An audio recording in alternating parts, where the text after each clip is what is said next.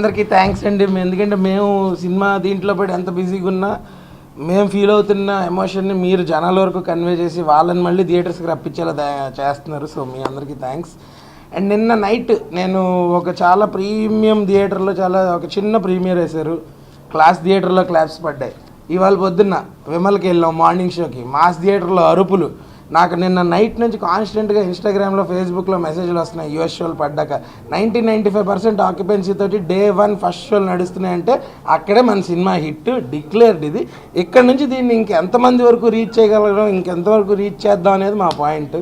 So అందరం ఇది అందరికీ ఒక జర్నీ. అండ్ మా అందరం కూడా దీని మీద కొంచెం డైసీగా ఉన్నాం. ఫస్ట్ అంటే రామ్ కామ్ అంటే జనాలు చూస్తారా చూడరా అన్న పాయింట్లో వాళ్ళు వచ్చి దీన్ని ఓన్ చేసుకుంటున్నారు.